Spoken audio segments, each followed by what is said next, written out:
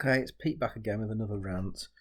Um, this time I'm ranting about this PlayStation 5 Pro, which has been announced finally today, and this has been rumoured for a good 12 months that this thing was coming.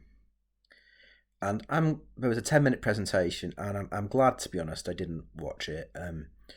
I've given PlayStation all the time I'm going to give them at this point. I've already stated probably many times in other videos how much I didn't like their last state of play. I don't own a PlayStation anymore anyway. Uh, but I know everything I need to know about this. Basically, I'm not going to watch that thing, and I knew that Sony were being a bit dumb recently. I knew that they were being a bit silly, and it seems like they're getting dumber and dumber as time goes on. But even I didn't think they were going to be this dumb and this greedy and this ridiculous with the PlayStation 5 Pro. Like, I did entertain it at one point thinking, PlayStation 5 Pro maybe. I was like, how much is it going to be? I thought, well, at least, lowest it'll be is like maybe 550. Maybe at the outside 600, that's what I thought. Because I was like, it's a 5-year-old console. It's just a slight update. We're not talking about a new generation. We're talking about an upgrade of an existing console that's been out for 4 years. I thought, if they're really generous, it might be about 600. And I was like, well, if I trade my old PlayStation 5 and that gets about 200 maximum. So we're talking about another 400. But oh no. Sony went one up from that. For freaking PlayStation, I can't believe this. The price of the PS5 Pro is 700 quid without a disc drive, and another 100 quid if you want one. So we're talking almost £800 for a console which is similar to the one I used to have, with just better specs. And like all this nonsense about 4K and better frame rate stuff. I'm like, this is the exact same sales pitch you pitched with the PS5. Like, when it first came out, it was all about 4K and it was going to be streaming and it's going to have great fidelity and like resolution, and the performance mode is going to look beautiful. It's going to be 60 frames, 120 frames. I'm like, I don't care. I don't massively care. It doesn't make any flipping difference whether it's 30 frames, 60 frames, 4K, 8K. The games are what's important. The actual physical games, like the graphical differences between seeing some, like PC players, maybe, yeah, a PC gamer cares about that stuff, who is willing to drop maybe two, maybe three, maybe £3,000 on a cutting edge machine. If you've got that money to burn and you really want that, fine. But console gaming has never been driven by that. It's driven by price. Console gamers don't have a lot of money. It's driven very much by the price. And the fact that you're charging 700 quid, possibly 800 quid for a console that is essentially the same thing we've already had with a little bit of extra. And I haven't looked at all the specs, and I can't bother getting into it because there's no games. There's no game justifying getting a PS5, never mind a PS5 Pro. There was nothing coming down the line. Sony have even come out and said, we have no original ideas. We don't have much IP. Astrobot looks great. I mean, Astrobot looks brilliant, and I'm sure that game is really good, but it's not enough to entice me back. One 10 to 15 hour amazing game, no matter how amazing it is, and I've heard it is very good, and I'm sure it is not enough to get me back. And I didn't think the PS5 Pro would get me back, to be honest. But even I didn't realise how stupid Sony was going to be, how ridiculously greedy they were going to be at that price point. And I just cannot believe it. I mean, I can believe it in a way because it's nothing different from what they've been doing the last 3-4 years. I don't know what's happened there over the last 5 years at Sony. Since the start of PlayStation 5, it's just been an absolute train wreck there. It's been bad move after bad move after bad move. There's been nothing good. Even the announcement of PS5, I said this before, was disappointing compared to what we got with PS4. It was just a lot of the same games we already knew, with some really good graphics, apparently, which apparently is still the same line we're pulling now. It's like, oh, well, I'm like, well, it doesn't matter. It's like, it's not enough. Like, and again, this obsession with remakes. This generation of PlayStation 5 it launched with a Demon's Souls remake. We've got a Silent Hill 2 remake coming out. We've had a Last of Us Part 1 remake. It's like, stop with the flipping remakes. Where are the new games? Like, Final Fantasy VII's another remake. Where are the actual new games and new IP? Like, PlayStation used to have loads, and now it just feels like it's run by corporate suits who don't give a crap. Like, they're just trading on the name and milking it for everything it's worth.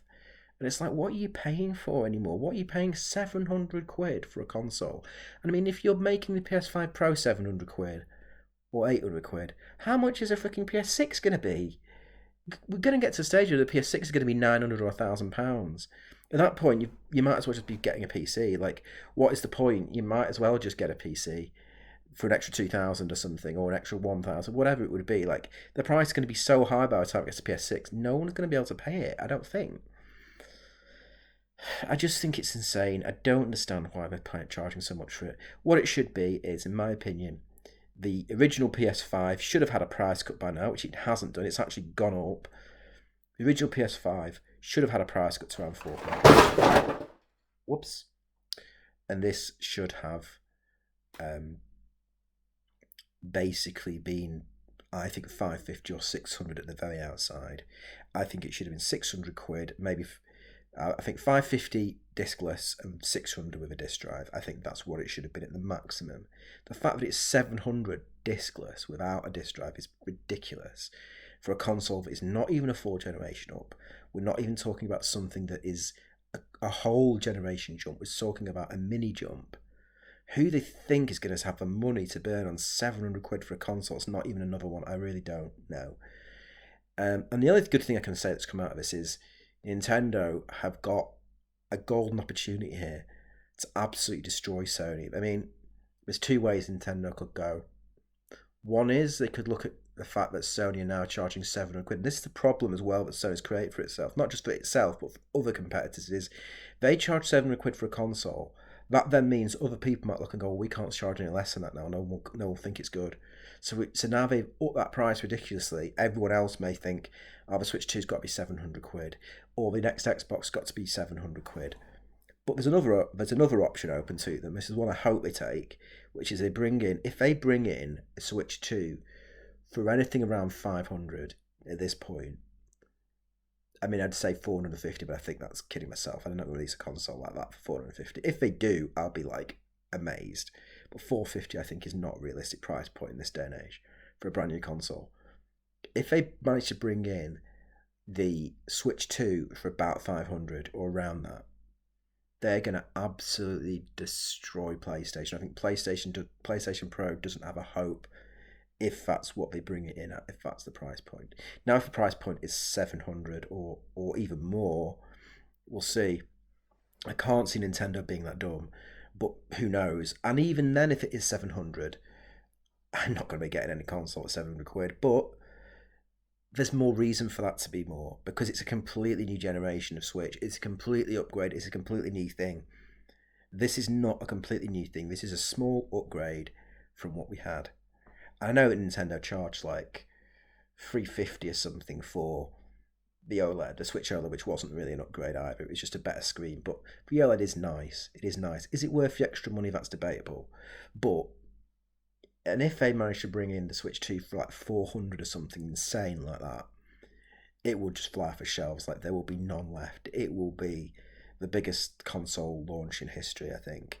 And I think this PlayStation 5 Pro is going to be the biggest L for Sony. I mean, they've just come off their worst ever situation with Concord. I mean, I can't think of a PlayStation game that's bombed as badly as that. I can't think of a PlayStation game that's lost the audience as quickly as that. There's been plenty of failures that Sony have had over the years where it maybe didn't do enough. Maybe it did okay, but didn't do enough to get a sequel or something. Like Days Gone came out, people liked it, but didn't love it, so it didn't get a sequel. But we've never had something this bad, and I think PlayStation, it's their time to realise, like, you can't just keep doing this. You can't just keep screwing people over with poor quality products and charging through the nose for it. Like, look at what happened with the PS2 VR as well. Like, they were surprised that didn't sell. You didn't make it backwards compatible, and your base point is people got to spend about £1,000 on your system to get it going. Like, that's a huge barrier to entry, and what a surprise it didn't sell, and now they're not even supporting it that much anymore. The new Astrobot game didn't come out in VR, and it's like, well, it's not been made with VR in mind. Well, okay, but why not make one with VR in mind? Why not have two made two going at the same time. So you have a VR one and you have a non-VR one, because Astrobot was fundamentally a VR title. Like, it started off on the PlayStation 1 VR, and everyone had every reason to assume that there was going to be a version of that on PS2 VR, but there isn't. So what the PS2 VR players got to play? Oh, well, they can play some PC games. Yeah, but it's not going to be optimized for that, is it? You're not going to get the best optimization. The PSV2R headset on other games weren't designed for it. So it's just ludicrous what we've done with PS2 VR. Everything they've done. The Portal was great. Like, I like the Portal. I think the Portal was nice. That's one good thing that they did. But still, very expensive for what it was. It was just a streaming device. Didn't have any Bluetooth. When it first released, I think they patched that now. I think they're very improving the PlayStation Portal. But it launched with very few features, And it's been extremely successful. So I'm hoping against hope that PlayStation 6 is some sort of hybrid PS Portal thing. But I think whatever it's going to be, if they're going this way, the prices, if they're leaving me behind, I am not going to invest. And who, I really don't know who is going to spend £700. And then someone said something, oh, well, Grand Theft Auto 6 is out next year and it'll look best in the PS5 Pro. It's like, who flipping cares? I'll be able to play it for what I have on my Xbox Series X.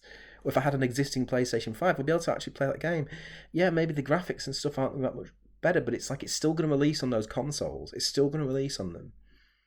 And it's like, have they not got the memo that graphics don't matter that much to gamers anymore? I mean, like, people play flipping Fortnite on what, like a phone?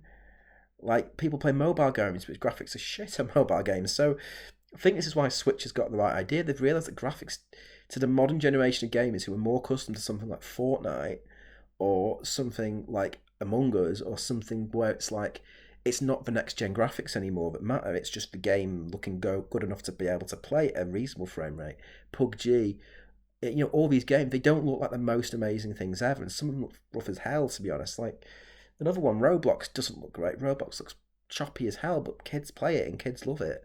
And you can play it on a mobile. So I'm like, well, that is becoming the driving force. And I don't think you're releasing games on mobile, like these AAA games, no one's buying them because no one cares about that on the mobile.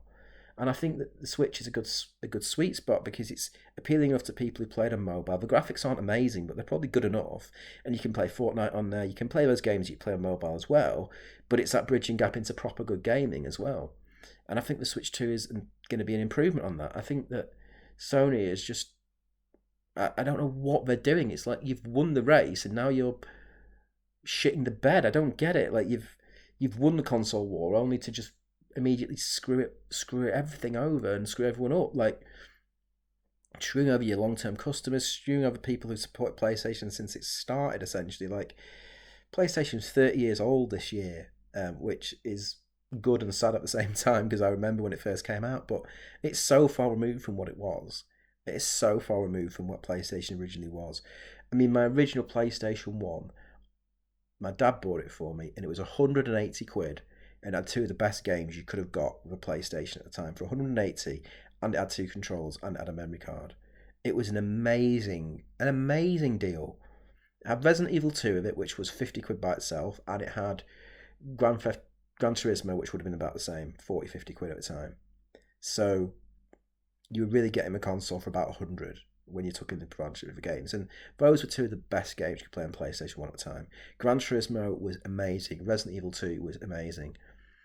And now, like, when you get a game's console, like when I got my PlayStation 5, yeah, I got it with a couple of games, but I didn't get it with anything like that quality. It was like Forspoken, which was pretty rubbish, to be honest, and I traded it pretty quick after I got it. And I only got it for comedy value anyway, because I already heard it was rubbish. And I got, Sonic Frontiers or something, which I played for a bit and then got rid of it because Amelia didn't want to play it, and I got it mainly to play with her. So I might get Sonic Frontiers again when it's cheap, because it was okay, but it wasn't like a great game, And that was my problem with PlayStation 5. When I first got it, I was so excited with it. I was so happy to have it and thought it was really cool. Loved Astro's Playroom, thought it was great. And like I say, even quite enjoyed stuff like Forspoken for a little bit. And it is good. Like, it was a good console. Like, I still look back and think when I got it, I really liked it. But I think of all the console generations PlayStation have ever put out, it's the absolute worst one now.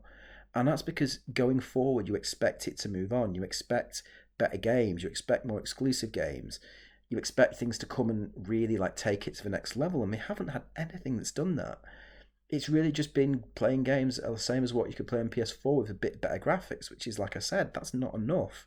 And this is the same thing again. It's like you're playing the exact same games again, but it's another tiny bit better resolution or frame rate or something. It's like, I feel like all these websites like Digital Foundry and things like that have all become so obsessed with frame rates and 4K and visuals and textures that it's sort of, I don't know if that's what they're looking at and they're thinking everyone needs that in the gaming. It's a very small number of people who care about that, I think, compared to the number of people who just want to play a game. And Switch has borne that out. Like, if people really cared about that, would the Switch been a big runaway success? Would it be a hit every time they bring out a new Mario or a new Zelda? Like, would Tears of the Kingdom flown off the shelves because the frame rate wasn't great? Like, no, it doesn't matter. It's a really bad thing that's become a big issue with this generation of gaming, about the textures and the frame rate and all the way it looks. I remember seeing somebody reading an article not long ago. Someone wrote an article with Metro, and I think I felt sort of sorry for them. They were so flipping clueless.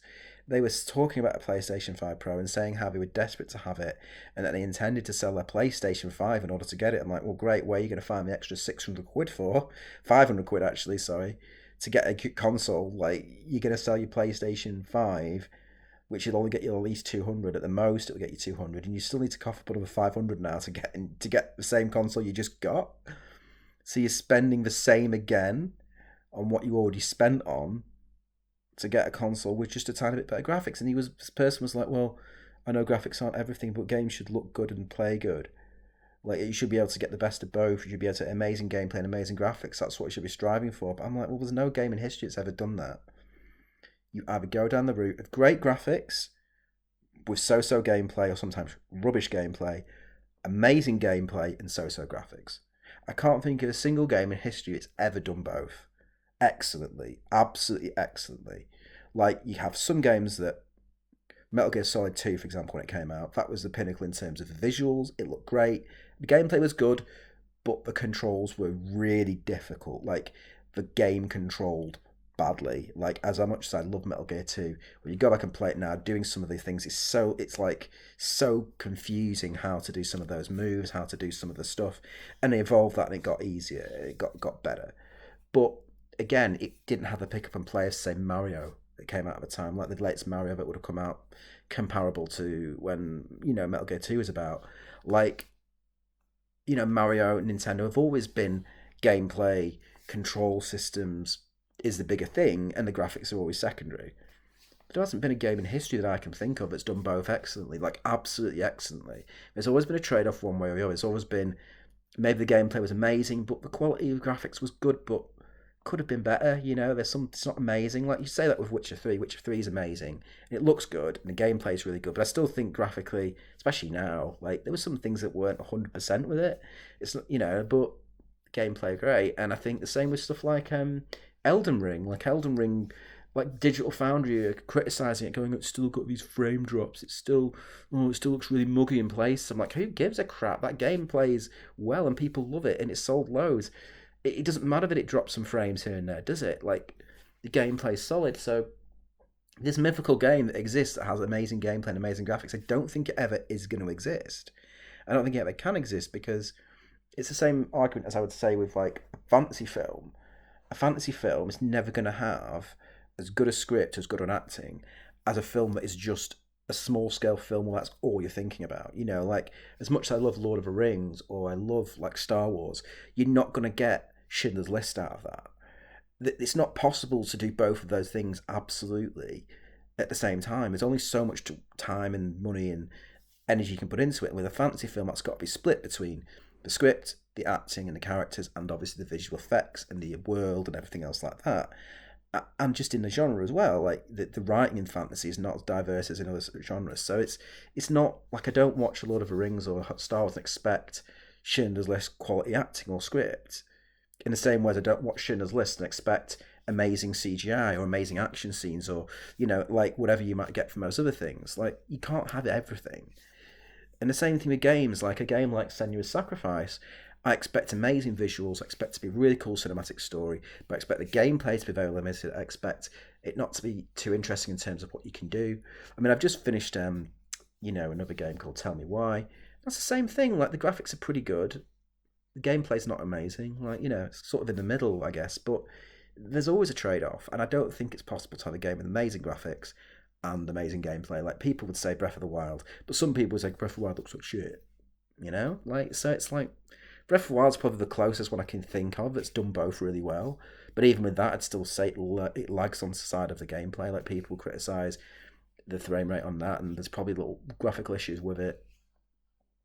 Breath of the Wild's probably the closest one I can think of that's done both, but I still don't think any game really has done both to the exact perfection of amazing graphics and amazing gameplay at the same time. Like I think Metal Gear 5, amazing graphics, good gameplay but rubbish story. That was a problem with Metal Gear 5, so it sort of dragged down a bit. Metal Gear 1, brilliant story, brilliant gameplay, graphics look like crap. So there we go. Like there's always a trade-off, I think. So I don't know why people want to get a console like this. I don't know why people think it will be worth spending as much money again on something you already own with a tiny bit of polish on top. Like, it just doesn't make any sense to me. And this whole last generation, this whole fad of mid-generation consoles was all right because it wasn't ridiculous. You were talking about, mid-generation consoles have been a thing for a while, right back to the Xbox 360. There was like an Xbox Elite, and then they even released another Xbox that was like a small one that was a black one. And you get more storage space and they improve it a bit so it's a bit quieter. Like, I don't mind stuff like that. I'm like, that's just a slight renovation. And the price was about the same, it wasn't going up massively. And I think PS5 4 Pro was good because again, it offered HD gaming, 4K gaming, offered something different, but it was a bit more than what PS4 did, looked a bit nice and all other stuff. So yeah, it was a bit more money, and the regular PS4 gone down in price. This is like the regular PS5 has stayed the same price, the slim version's gone up, and then the PS5 Pro's gone up a massive amount. And it shouldn't be that big a gap. It should be your regular PS5 is down to about 400, your PS5 Pro is about 600. That should be the way it is, I think. At the most, like I was thinking, at the most it should be 600. The fact that it's 100 quid more than what I thought was the top end of it, and another 100 quid on top of that for a disc drive, I'm just like, I know they're desperately trying to get people away from physical games at this point, but it's just insane. I cannot believe how silly Sony have been. I can't believe how dumb they are. And I don't know like what this is going to do for console sales in the future, whether this will mean the next Xbox is going to be about 700, because I'll see that and they'll have to match it. I don't know. But if this is the way console gaming is going, I'm gonna be tapping out. I can't afford 700 quid.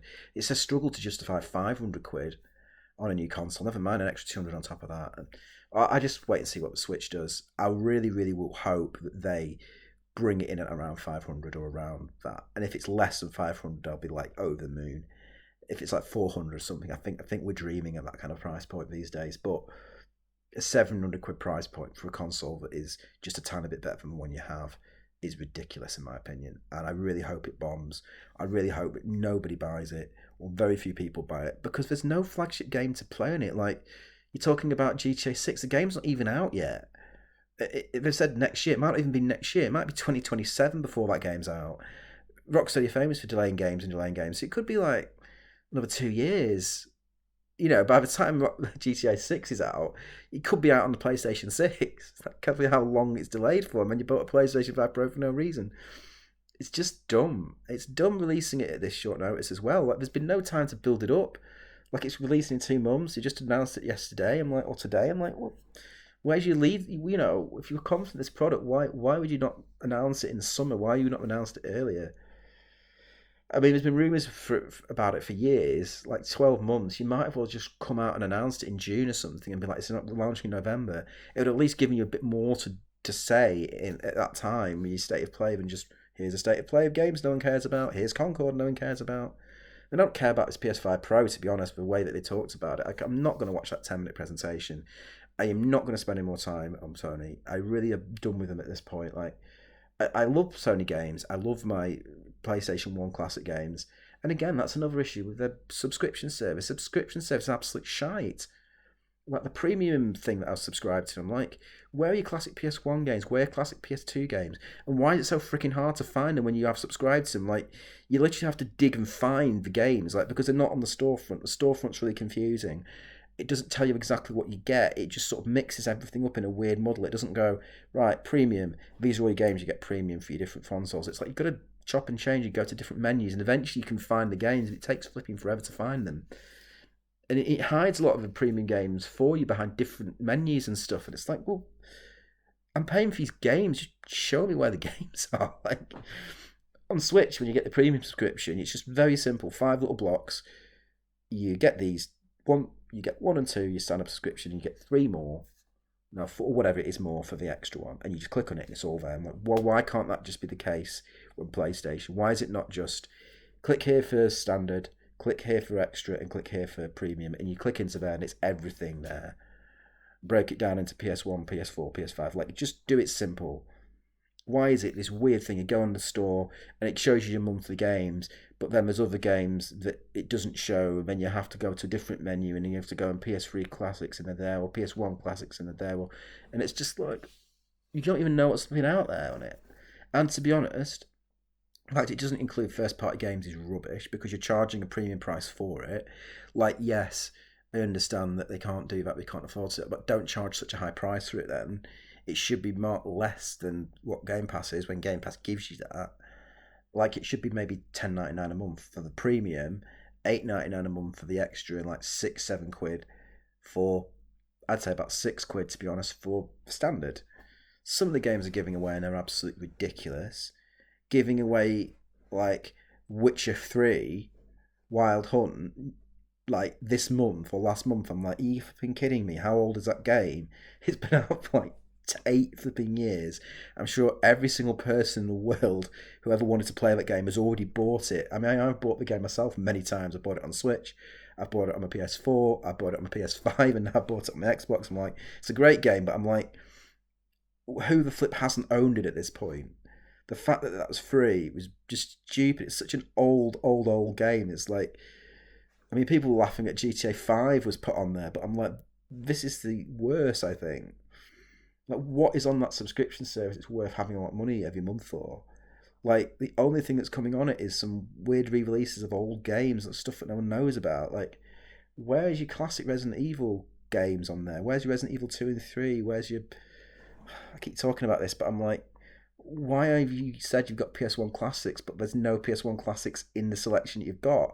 They're just these weird, obscure games no one remembers. I'm like, there were hundreds of really good PlayStation 1 games.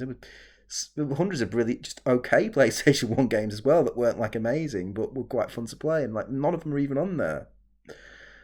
So it's just so rubbish. It's difficult to find out where the stuff is. It's like they don't care about the retro stuff really. Like they're sort of doing it begrudgingly, but they don't really want to support it. And that's why the release schedule for these games is so sort of weird. Like there's so few added to the premium subscription that's worth it.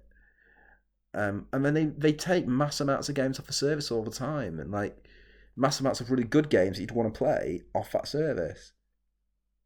And I've been hearing rumours, and this might be utter rubbish, that the Final Fantasy remake, Rebirth trilogy, the Final Fantasy 7 trilogy might be coming to Xbox at some point, or some of the Final Fantasy games like 16 might come to Xbox. I hope that happens. I think 16 coming to Xbox is more likely than the Final Fantasy 7 trilogy, if I'm honest. Because I really like those games. It'd be great to play them on Xbox and not have to go back to PlayStation to play them. And I think it would be hilarious for all the PlayStation fanboys who are like, oh, it's always going to be on PlayStation as well. Maybe when we don't sell half as many copies as they want to sell. Like, again, like, how are they going to go forward with exclusivity if a PlayStation 6 sells half of what PlayStation 5 does and that sells half what PlayStation 4 does? They're not going to be able to keep that exclusivity going. They're going to have to palm it off to other consoles. They're going to have like the next Final Fantasy releasing on Switch or something, like, because they need to go where people own the games and people spend the money. Yeah, so I've gone on about this, but I just think this price point, ridiculous. I'm not interested in the PS5 Pro. At this rate, I'm not interested in the PS6. Like, the only PlayStation I'll be interested in is the one that's like, I can pick up for a couple of £100 and play some of the old games on. I'm more tempted to go back and buy a PS4 Pro than anything at this point, because most of the games I like could be played on that. There's a few that I can't, so Like my only way I would pick up a PS5 now is in years and years and years when we're up to like PS6 or 7 and it's going to be like 20 quid somewhere. Not that, but like it would be a cheap console to get at that point. I would just maybe throw some money on it and like play some of those old games that I still not played because there's still a lot of games I want to play on there retrospectively from ages ago. But they're not making enough new stuff that I want to invest in that system in the next few years. And Xbox is, in my opinion, like they've got a good lineup over the next couple of years, steady lineup of games that are coming out that I want to play, and Game Pass makes it worth it. Game Pass alone makes it worth it, to be honest. So that's me. But yeah, I don't know what Sony are thinking. Really don't.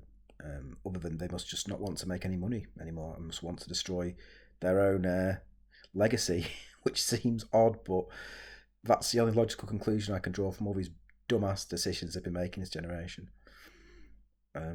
Yeah, and that's not even getting into the whole lying thing that they did at the start of the generation where they lied to everybody that all these games are going to PlayStation 5 exclusive and they weren't. They were all on PlayStation 4 as well. It's like, yeah, we believe in console generations, but all our big games are also out on PlayStation 4, so that makes no sense, and does it? Like, why Miles Morales Spider-Man's on PS4, God of War Ragnarok's on PS4, the new Horizon Forbidden West games on PS4, Gran Turismo's on PS4, so why put out a statement like that?